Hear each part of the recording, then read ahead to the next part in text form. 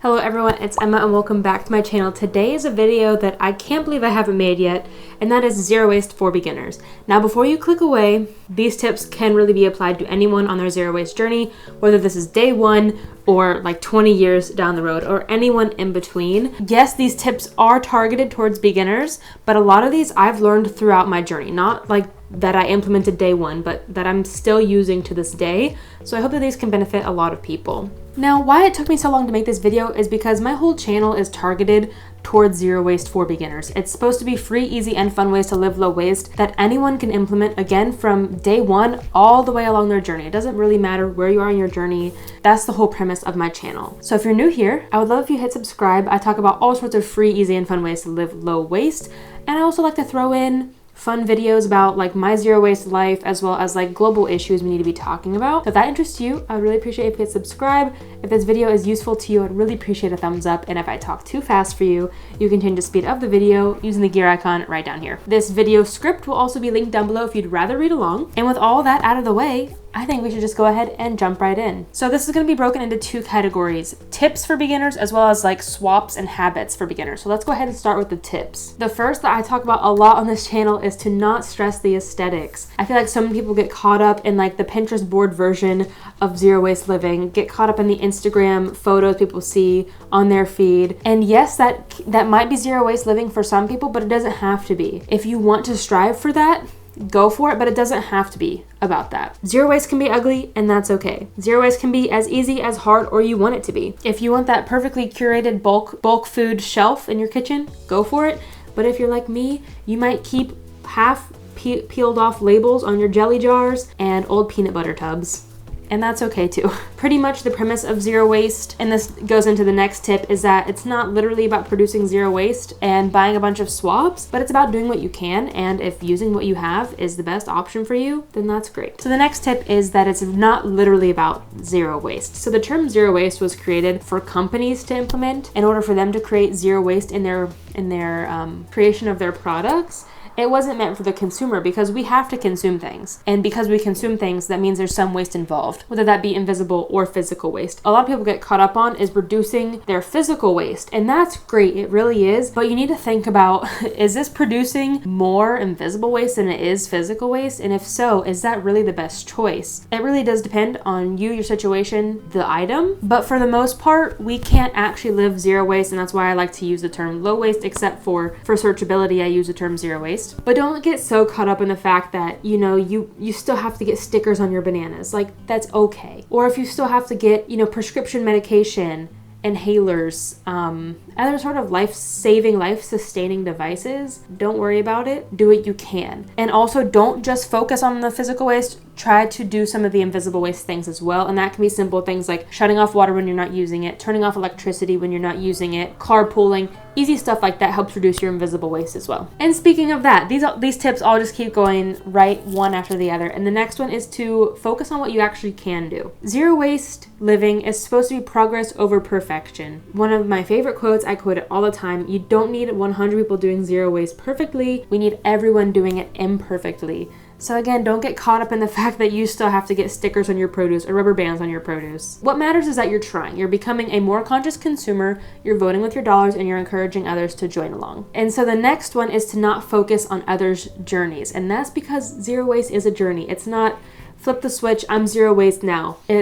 It is about the progress. So when you see someone on the internet who's 10, 20 years into their zero waste journey, they've got like a self-sustaining farm, they're catching rainwater, they don't own a car, all this crazy stuff, don't focus on that, because that took them 10, 20 years to get there. If you're at day one, you're in year one, even if your first 5 years, like I'm still only like 2 or 3 years into my journey, and no one is anywhere close to perfect, but like I'm far from it. It can get really easy for me to see people on the internet who are able to give up flying, who are able to give up XYZ, and I can't, and then I get discouraged for it. That's not the point. The point is they're trying to encourage others to do what they can, And if that's not what I can do, then that's not what I can do. So that's why, 3 and 4 kind of go hand in hand as well. People have all sorts of different life situations or living in different areas of the world. Like, for example, I'm moving to the desert. I'm not going to be able to have the garden that I want to have. And then other people who live in the Midwest are going to be able to have like really luscious gardens. Again, easy to look at that and compare yourself, but you just got to remember that where I am, I can't do this because of this. And just not necessarily give yourself excuses, but reasons not to compare yourself. Hopefully that's clear. Okay, number 5, my quote for this channel, well, one of them, is your small changes really do make a big impact. My friend Coco just made a video, well, just as in by the time I'm filming this. This is going out in like 3 months. So I'll leave it linked up here and down below. A great video about how, yes, it's important to focus on the corporations, but our small actions, seemingly small actions, have such a big impact. Me choosing not to eat meat is a big impact. Me choosing not to consume single-use plastic water bottles makes a huge impact. But also don't let that information stop with you. If you learn that eating meat is contributing to climate change and you give up meat for that reason, don't just keep that to yourself. Tell your friends. Maybe that would encourage them to give up meat as well. And then that small action keeps getting multiplied and multiplied. So yes, a small action might seem meaningless if it's just me doing it. But if I can encourage tens, hundreds, thousands of people to make the same small action, that action is multiplied by a lot. Especially if you continue that action over your full lifetime, such a huge impact. So I think that's something important that we need to remember, not just at the beginning of our journey, but every day. Yes, corporations need to take responsibility, but we need to take responsibility as well, and at least do what we can for the time being, because companies, corporations, governments aren't going to change overnight either. It's going to be a journey for them. We need to do what we can and keep pushing them to do the same. Which leads right into point number 6. We are not the only problem. I am part of this zero waste group. People give great ideas on there, great tips and advice, but the people in that group, I feel like, are so focused on their individual actions. They're like, oh no, this piece of plastic that I've had in my life for 20 years broke. I don't want to throw it away. How can I repurpose it? And like, thinking about that stuff is great, but also don't feel guilty for putting something in the landfill if it's completely unusable. And I feel like a lot of people in that group think we, the consumers, are responsible for climate change and the plastic pollution, and we're not. Yes, supply and demand exist. I get that. But at the same time, we have to consume what's on the shelves. If our only options are Dove shampoo and Tide laundry detergent, that's what we have to choose. Zero waste options aren't accessible. They are often more expensive because they don't cut corners and they pay people fairly. They are often only accessible online or in zero waste stores or in bulk stores, and people don't have access to that. So that's why we need to push our companies to start creating stuff in more sustainable packaging, using green energy, paying people fairly, and so forth. It really is both things. The consumers can't fix climate change. The companies can't fix climate change. Maybe they can. They have more of a chance than we do. We all need to be working together. And I already touched on this a little bit, but the next tip is to remember that zero waste is a journey.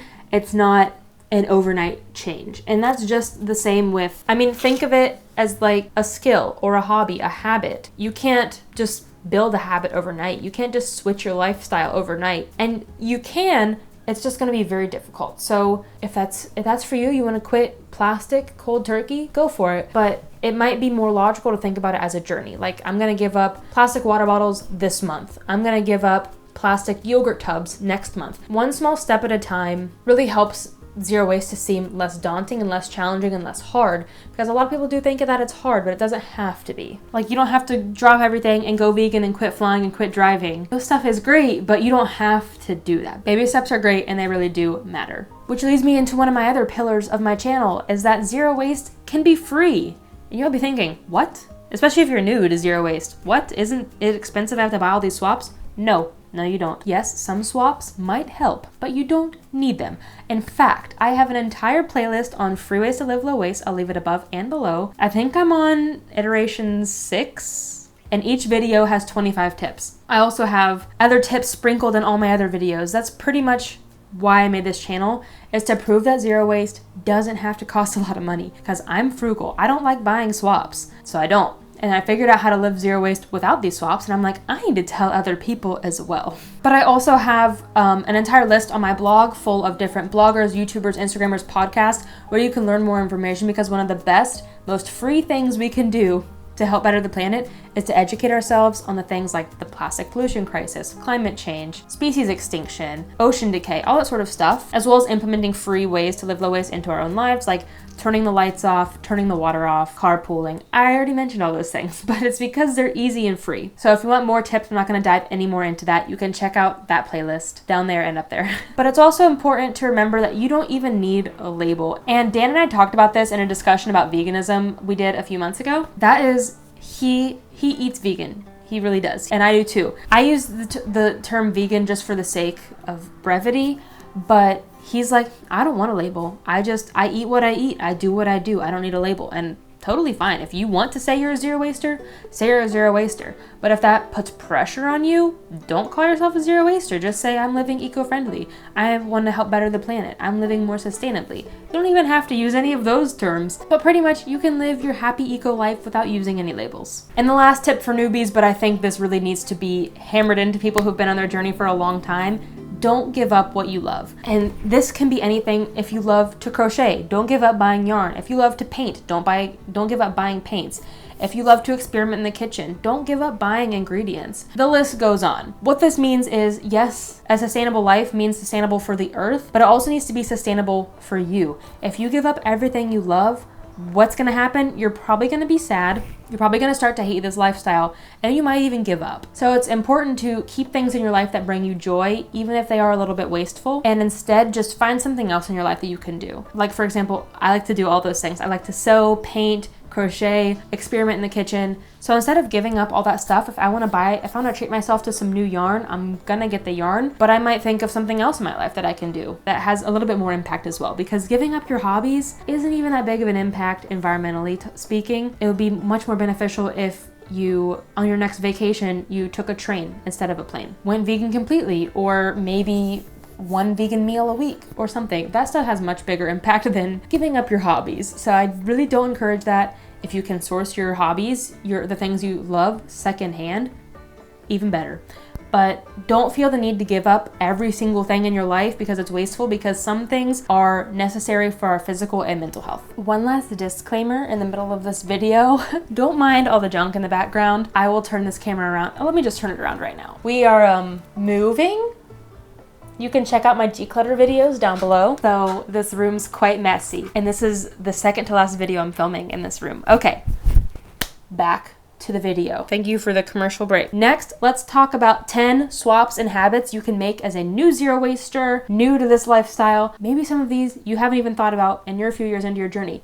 Let's go. So I label the swaps and habits because, like I mentioned earlier, I don't entirely believe in making a bunch of zero waste swaps. They are great, but I don't think they're necessary. And so a lot of these are actually just habits. So the first one is to reduce your meat consumption. You don't have to go vegan. That would be great. The point is to just reduce, at least at first, and then hopefully maybe get to vegan and vegetarian one day. I don't want to pressure anybody, but I do have a video, I'll leave it linked above and below, about how going vegan actually is better for the planet. And I will leave Earthling Ed's channel linked down below if you'd like to learn more about the ethics behind meat consumption. Just an aside, I was vegan for the environment for, 2 years now, but now I am finally vegan for the animals, because yikes. Red meat, especially consuming beef, is one of the worst things we can do as individuals for the planet, meaning that cutting back on our meat and even eggs and dairy is one of the easiest things we can do as an individual to help better the planet. I'm, again, not gonna dive into it here, don't have the time, so I encourage you to check out that other video. But pretty much, if you can even reduce, like quit beef or one vegan day a week, all those small steps really are great. And the next one is to buy secondhand. Now, I'm not encouraging like you go out and continue to overconsume secondhand items, but when you need something,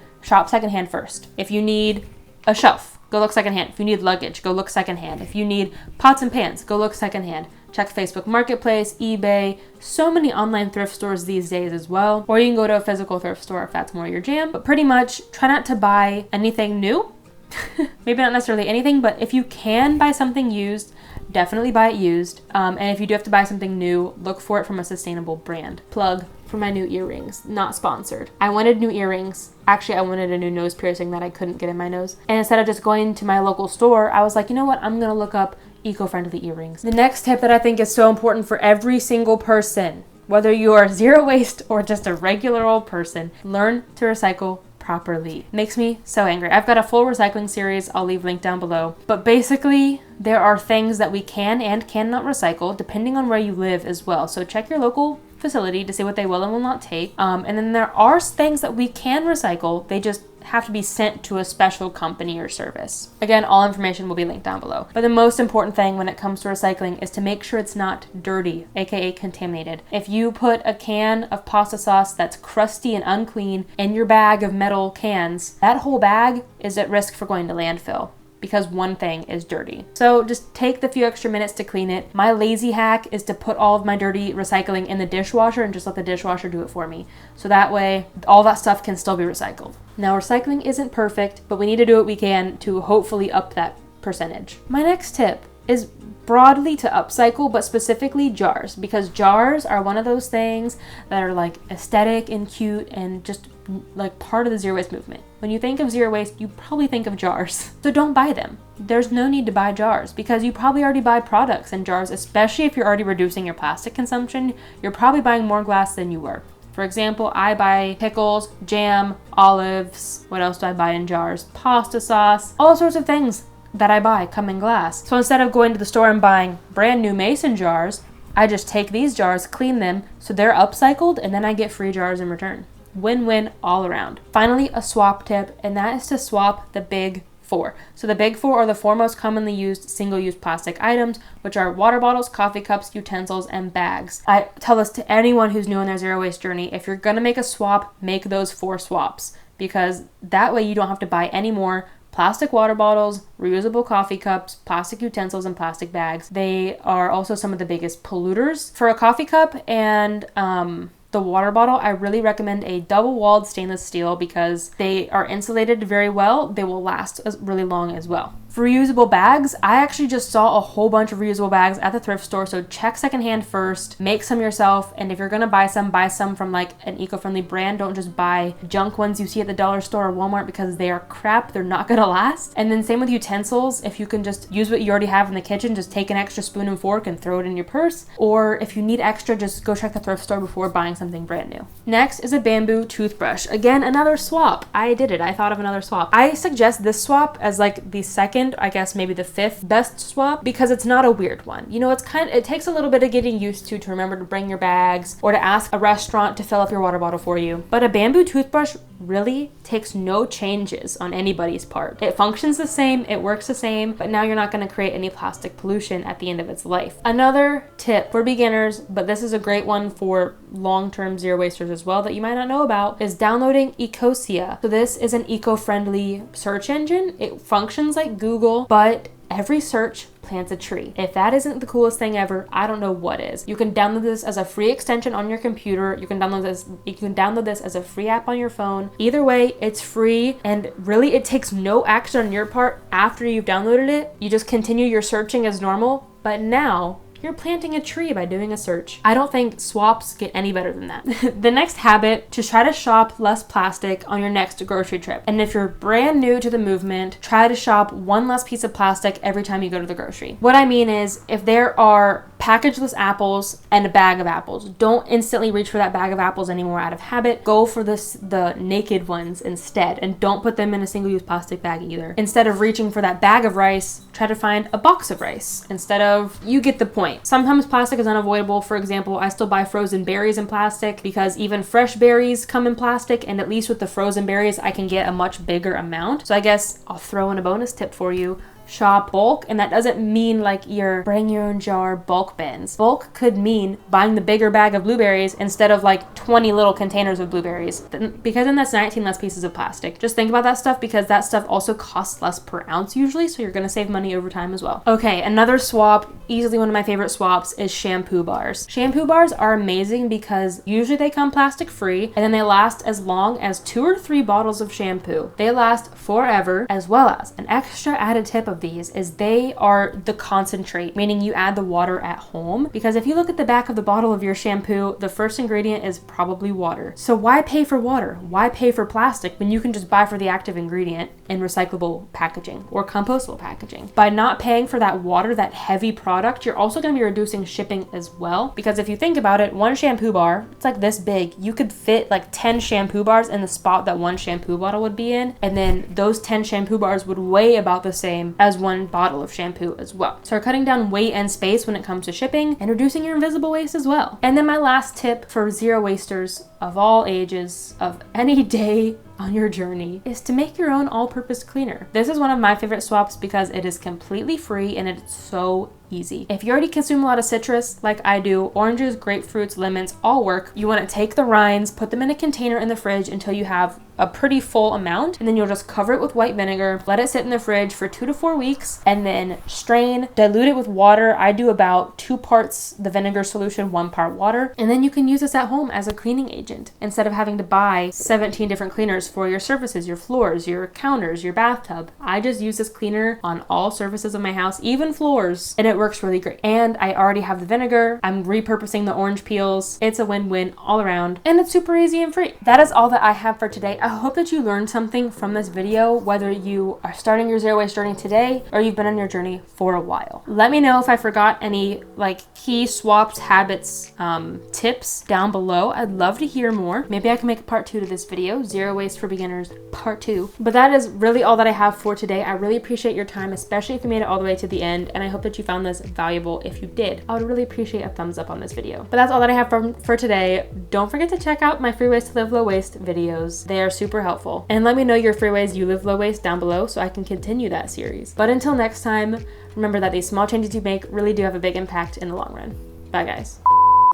Woohoo. Wow, I've already been talking for 7 minutes. And Dan and I talked about this in a question vegan interview.